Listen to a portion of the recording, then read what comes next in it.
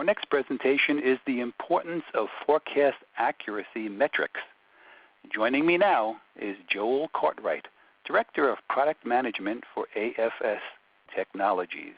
Joel, take it away. Thanks, John. Appreciate the time and the opportunity to speak with everyone today. So as John mentioned, my name is Joel Cartwright. I'm head of our product management for our TPM retail applications here at AFS Technologies. I've been in consumer packaged goods for about 20 years in various finance and accounting and sales operations roles across the sales organization, marketing, supply chain, et cetera, for companies like Sara Lee Foods, Sunny Delight Beverage, and Kimberly-Clark. From a software perspective, coming from MEI TPM Solutions, IBM Demand Tech, and then finally here at AFS Technologies. So a broad range of software and manufacturer experience. What I want to convene today is really from an objective standpoint is to address the importance of analyzing accuracy of forecasting and the downstream impacts and opportunities within a manufacturer's supply chain. In addition, the presentation will speak to the impact of forecast accuracy and its impact to the general ledger. Finally, it will address what is an acceptable forecast accuracy metric as recognized from within the industry and our clients here at AFS. So forecast accuracy metrics, what are they? So let's define what a forecast accuracy metric is. What is a good forecast accuracy metric? So there are multiple areas to take into consideration when developing a forecast accuracy metric. These can be derived by what is needing to be improved within the forecast accuracy component. Do we need to improve our spending accrual from a trade promotion perspective? Do we need to improve our production plan, supporting the overall demand application or demand engine? And then finally, do I need to integrate these metrics from the TPM tool and the forecast into demand planning? So I need to essentially understand what am I trying to accomplish. My biggest issue is production planning, inventory planning, supply chain. Am I under-accruing, over-accruing trade spend, optimizing my trade dollars? So I need to understand the forecast accuracy metric and what I'm trying to solve for. So forecast accuracy starts with essentially what my forecast or the hand that puts in the tool, what I think I'm going to ship, what I think I'm going to scan across the register. And then comparing it back to the actual that come through from an invoicing perspective or through the consumption data. So looking at it, the shipment volume is a traditional comparative of forecast to its demand planning format.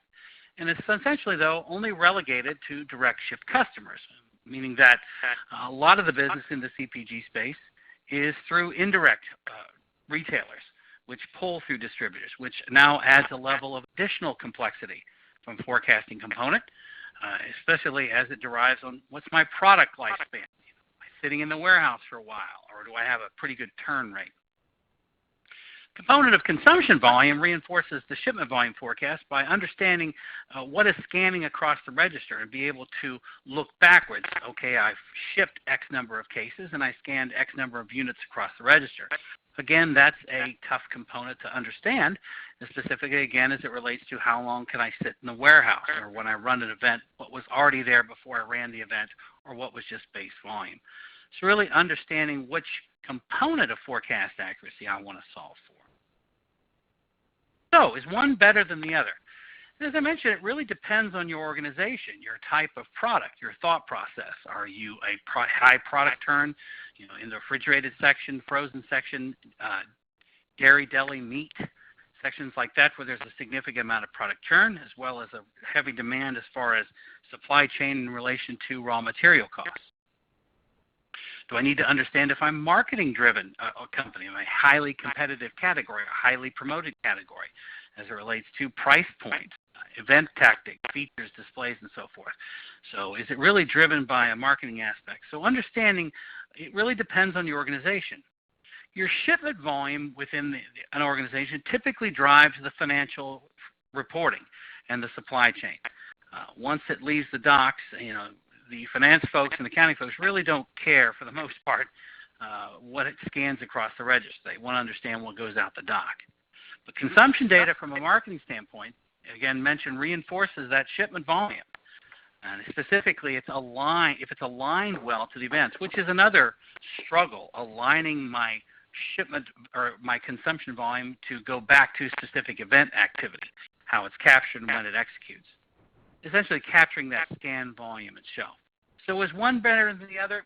It depends on your organization. Again, back to my initial slide, what are we trying to accomplish here? Are we trying to improve accruals? Are we trying to improve spending? Are we trying to improve supply chain? So that's a question we'd have to ask.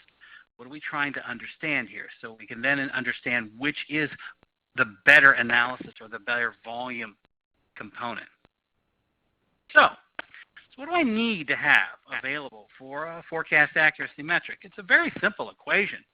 It's essentially just taking your forecasted sales minus your actual sales and dividing them by actual sales to get a percentage, to get some sort of a small number that I can publish, report on, look at to the field to understand how good am I at forecasting volume. Now, a lot of organizations, specifically the organization or manufacturers we deal with, are in a space where they're aligning basically to the same plan year over year. So volume accuracy is relatively simplistic. I'm at the same price point. I'm running the same tactic. It's the same person who's inputting that forecast. So they do know the client. The component, though, of going to a new price point, adding an additional tactic, a new type of metric where it's maybe more volume incentive-based metric, or shifting from an EDLP strategy, that can become a difficult component to understand, whereas a forecast accuracy metric needs to come in line. So I can understand, because I've changed tactic or changed the price point, what do I need to do to improve? Because it all flows downhill. So, Joe, we have a quick question that came in here. Joe, we had a quick question that came in. What type of manufacturer typically integrates this type of forecast data to a demand tool? Typically a manufacturer who is in that high product turn. Typically a manufacturer is in the packaged meat, dairy component, or in a fresh type of category where there's not a lot of product sitting on shelf. So they need to understand and make sure to compare what any sort of incremental volume or incremental program that's being run by the sales organization to make sure that that's captured in the demand engine. Or point two, understanding if it's, say, a deeper discount or a lengthier event tactic, say a feature and display that historically only ran for a week but we're running it 2 weeks. Something that's going to really move the needle into a sensitive, commodity-driven type of manufacturer. Okay. Which is a great point. It really goes to my next slide. Do I need to compare my planning tool to the demand hinge? So basically just what I answered. So you really need to understand what's truly incremental trade activity from prior year, and this may not be in the demand tool. As I mentioned on the question, it's understanding, is it a deeper discount? Is it a lengthier activity? Is it a brand new Walmart Comac that's really going to move the needle from a demand perspective? So I do need to compare what is in TPM to what the demand engine is telling me. A lot of our clients based on the question, do integrate that volume forecast feed into the regression modeling that a demand tool would provide, just to do a comparative of incremental activity. Some of our clients utilize the sales demand forecast out of their TPM tool as a litmus comparative to what the demand tool is telling them. So it's used in a broad spectrum, a broad range of comparatives based upon our manufacturers and their needs. So, do I need to import my planning tool forecast to the demand engine? So an import of volume forecast, that's tough to say. As I mentioned, do I want to overlay that on any sort of causal factors?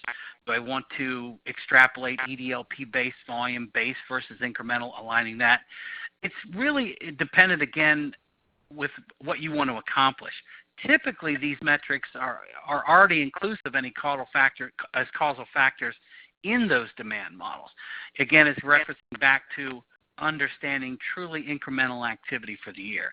We have a lot of clients specifically who first go on the TPM software who ask me, do I need to or would it be beneficial to import that volume forecast? My response is always the forecast is only as good as the hand putting it in, one, until you achieve a comfort level of the volume that's coming out of the tool. Not recommended initially taking a volume import into the demand engine until there's a comfort level that any causal factors or any overlaid volume would impact or could adversely impact the demand model. So, can I improve my indirect plan? As I talked about it, the big impact of volume forecast is I'm forecasting for direct ship customers. So, but we know that a large portion of the business, specifically for clients who are in the natural specialty channel, which 95% of the volume is shipped indirectly. If I'm doing any sort of business in the Northeast, I'm definitely shipping indirectly. So what I need to understand is I need to understand the indirect customers and the volume impact that they're pulling from the distributors. A good initial component is trying to identify, in addition to a forecast accuracy metric, helping to understand an indirect volume ratio. So if I'm doing business with CNS, how much of that volume of that is Ahold pulling of mine through CNS, and begin establishing a volume ratio. Our CPM tools offer the ability to load a volume ratio and to push forward and pull back and let it flow back and forth between the distributor and indirect based upon the ratios that are maintained. An indirect volume ratio can be accomplished or understood based upon the settlements that come in, because typically from a trade perspective, I don't know how much volume I'm going to pull until I receive that deduction with the invoice volume pull through the distributor. Or I'm having to sign up for the direct ship distributors program that feeds that volume, the CNS volume, or the CNS component that provides that Crossroads, or the supervisor website to import what that data is. But establishing that indirect volume ratio and being able to roll back an indirect volume forecast to the distributor, that's key. Again, going back to, am I running a truly incremental event at Ahold or Stop and Shop that's going to impact my volume flow? Or take it a step further, new points of new items in distribution, et cetera, that have not gone through that supply chain warehouse. So can I improve my indirect plan? Yes. The first step to that is understanding or establishing some sort of indirect volume ratio, a volume that an indirect customer would pull through a distributor, and tracking that. So talking about forecast accuracy, it is important to understand the downstream effects. We've talked about the need for it from an accrual standpoint as it drives spending within a trade event for incentive-based either shipment or consumption volume. Understanding the volume forecast as it impacts from the demand engine drives downstream effects. Understanding the manufacturing impact. I need to understand a good forecast accuracy so I'm purchasing good raw materials. I'm not overbuying, underbuying. A good purchasing organization would overlay or understand those forecast accuracy metrics so they're buying the correct raw material components. As well as it will help them hedge going forward looking at raw material costs, corn, plastic, and so forth, for raw materials and packaging and so forth. Production planning. Understanding volume impact is important in the forecast accuracy metrics for production planning, who use multi-lines for producing multiple brand components. So the impact and be able to optimize a production plan is important, and that first drives from forecast accuracy. Then finally, from a manufacturing impact, inventory planning. How much do I have to keep on stock? Which at first drives, if I'm in the refrigerated or frozen section, do I need to rent additional cold storage outside, additional reefer trucks and so forth, as it flows back to my next component on the supply chain. Forecast accuracy helps with supply chain impact, load cost, load planning, transportation planning, that inventory management, moving inventory from a cold storage warehouse to other warehouses or DCs, and making sure that the supply chain aligns with that when we're optimizing. Forecast accuracy drives that. I talked about the financial trade accrual, and that's essentially the spending liability. So understanding how much I have to accrue on my general ledger, or what's my overall spending exposure to expenses that I owe to a retailer that have not hit my general ledger as of yet. Which, of course, that financial impact is impacting cash flow, and the balance sheet. So you can see it's not only the forecast accuracy metrics as it relates to trade and accruals and so forth, but what are the downstream components that can benefit the entire organization. So we've talked about the importance. We've talked about what it is. So what can I do to improve my forecast accuracy? The biggest thing is you really need to identify where you are currently, starting with a shipment standpoint. Where am I at from a forecast accuracy currently? And identifying what areas that's impacting. And then begin publishing that to the organization, specifically to account managers, sales reps, or whomever would be inputting that volume forecast, which is driving that initial accuracy metric. No account manager, no one wants to be put on a list to be identified as the worst at something. But identifying it and getting out in front of everyone is important to organization. It helps you begin understanding where I need to fix it. Well, how do I establish that metric? I would look at the rolling or the last 12 weeks at a ship-to level or store level, selling unit level, SKU level, etc. Essentially understanding, what's my forecast for that ship-to for the last 12 weeks and starting there, and then maybe rolling it up. So identifying one or two or an overall to help beginning an average of a metric, an accuracy metric from a customer side. From a product side, establish what I want to look at. Do I want to look at from a shipment standpoint or consumption? So if it's a ship-to, I'm going to look at it a case or pallet. If it is more consumption-driven, look at it at selling unit at shelf. But establishing that initial metric where I'm at currently, the best place to start is at 12 weeks. The second component to improve it is take that accuracy metric and identify a range. What's my pretty good to be? What's my close to as horseshoes and hand grenades? Understanding a range of forecast points within the hierarchy and see if you can identify some trends. So meaning identify where do I want to be? Do I want to be plus or minus 5%, plus or minus 6% within actuals?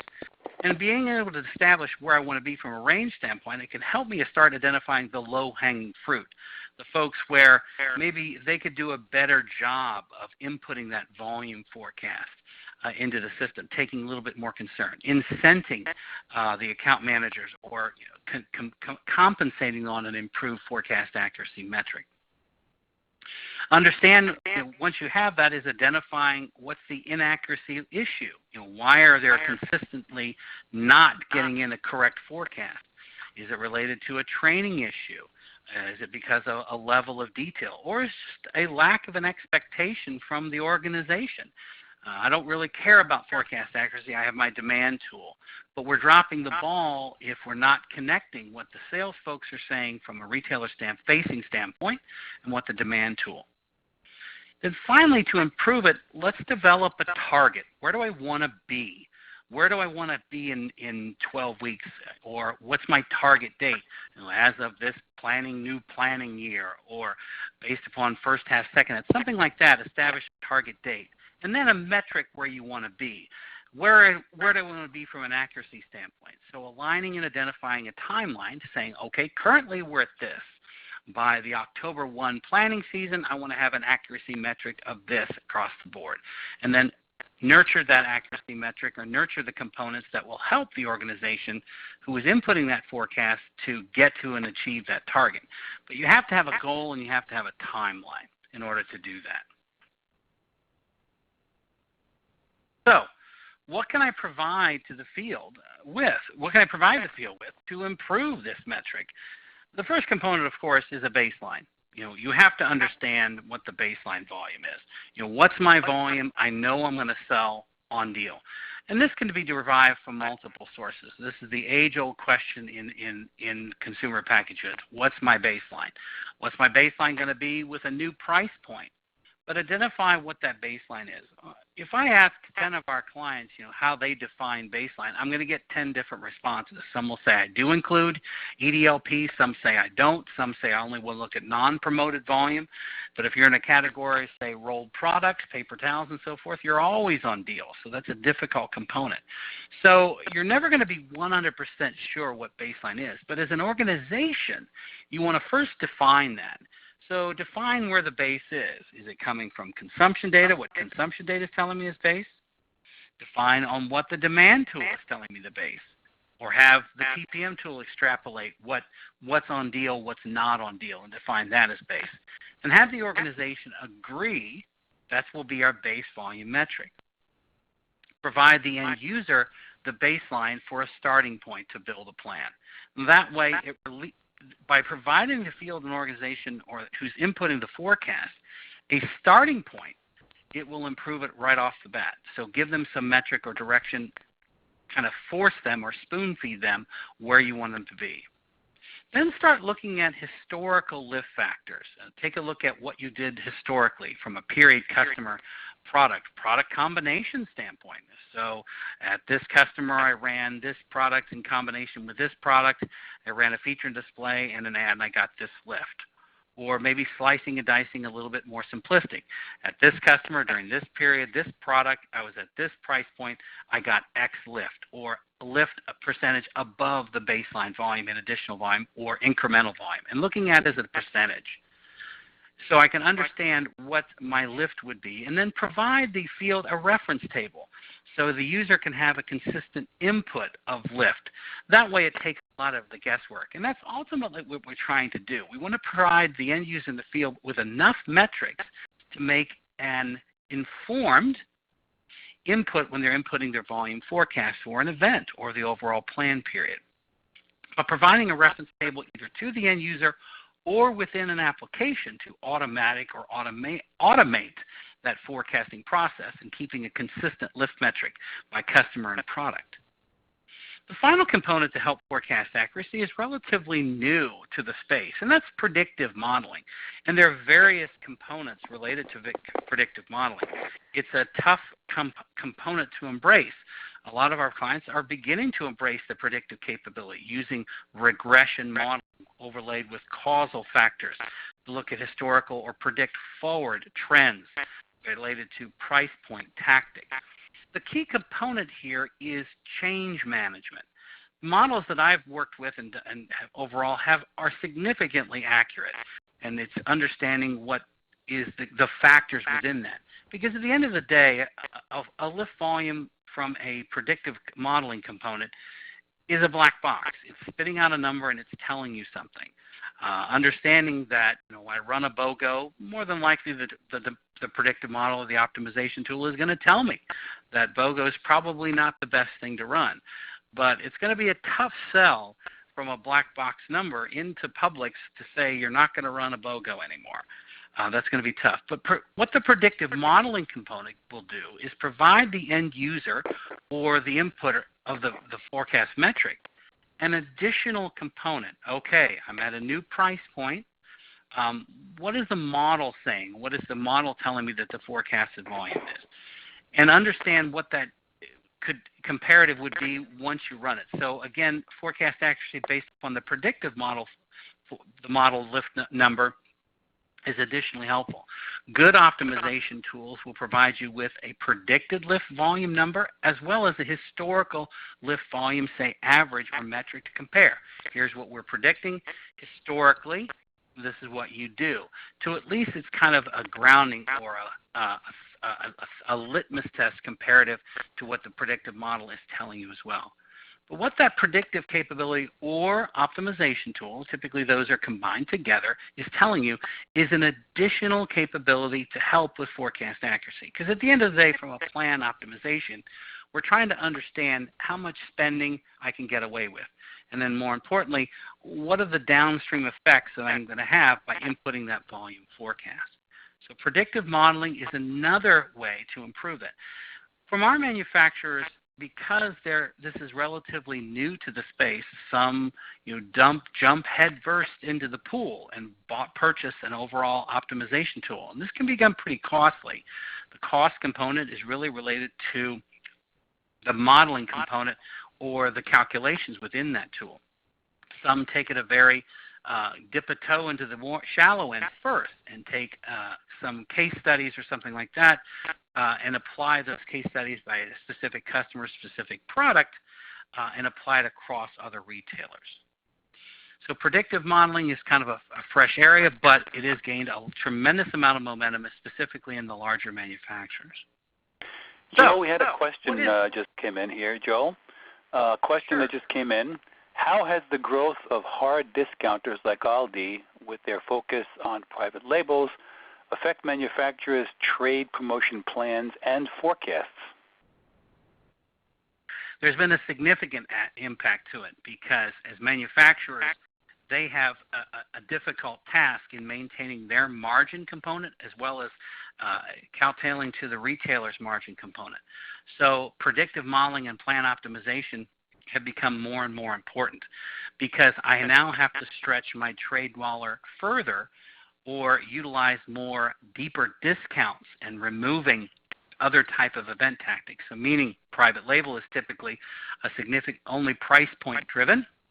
So as a manufacturer, I'm going to have to look at my plan and say, well, in order to get to that private label, I have to pull out this event.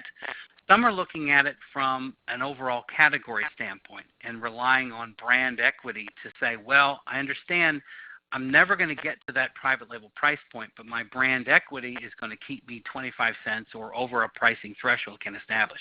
But there's been a significant impact to private label as well as to new brick and mortar discounters like Aldi, as you mentioned, which are driving that price point or driving that need to better understand how I'm spending and what type of spending tactics I'm doing.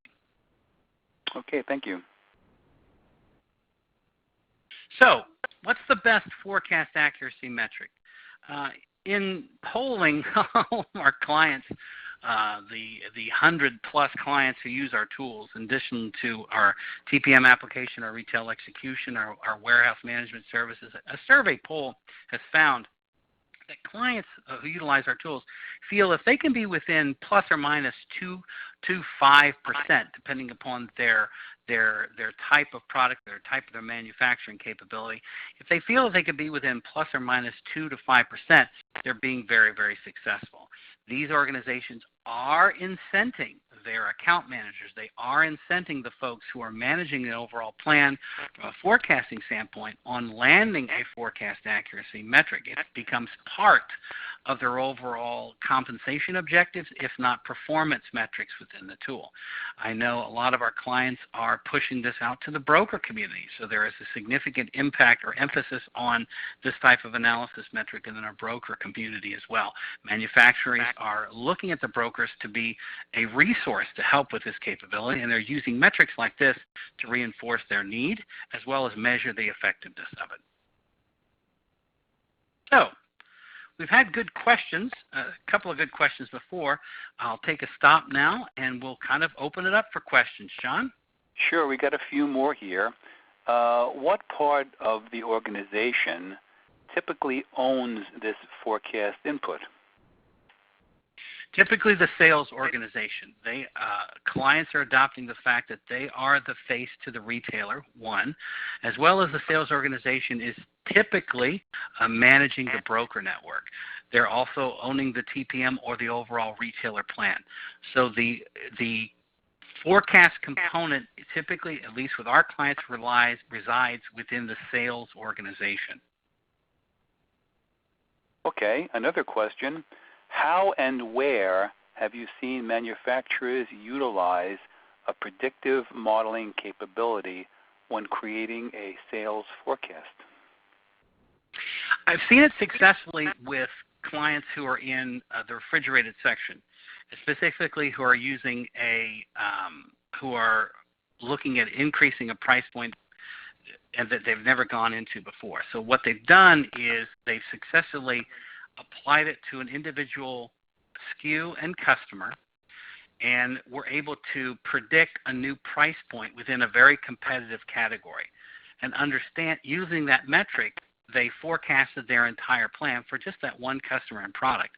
And the predictive capability that they used, the lift factor they used from the predictive capability, was within actually about plus or minus 1%. So they successfully increased a price point, even going over a pricing threshold, and were able to forecast a volume that was impactful. Had they not had the lift factor, they would not have had the confidence to say, okay, what the lift is telling me is saying that I'm going to gain a lot in contribution. I'm not going to lose a lot of share or lose a lot of volume gain. Probably what I'm losing is a little bit of volume, but it's still offset by the net increase in revenue I'm going to get. Okay, we have one more question here. How in-depth is the modeling by overall plan, by promotion, and by allowance? That's a good question. It really depends, again, on the manufacturer. For the most part, what I've found, at least in speaking with our manufacturers, we'll take Kroger, for example. Our last presenter lives in Cincinnati. Coincidentally, I live in Cincinnati as well, so I pick on Kroger a lot. When I'm at Kroger, I may have 30 deals or 30 events or 30 tactics, just to throw out a number that I'm going to run. I may only have the capability of having impact or modeling maybe 5 or 6 of those. A TPR frequency or a price point frequency, and I can't move the needle enough. So what I found is if I take it from a plan level and I do an overall plan roll-up, it'll help me do a good mix. But what I'm finding is that from a individual promotion perspective for new price points or an event level is more effective.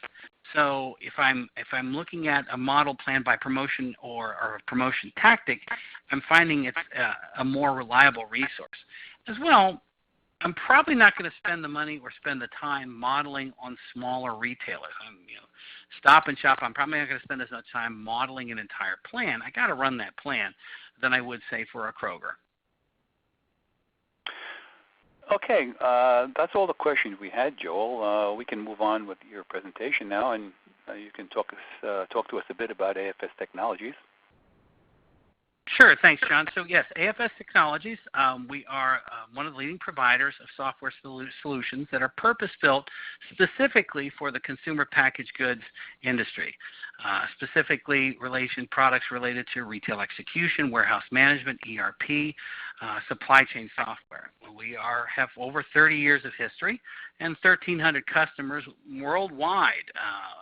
For a TPM application alone, our customers scale from anywhere from $50 million to well over $6 billion, so very scalable products. Our products are innovative, and one we're most proud of is that these are configurable solutions that don't require an incredible amount of implementation or customized development. It's ready to go out of the box, which will help automate process and improve productivity rapidly to give you a quick time to value and quick ROI on your investment with the software.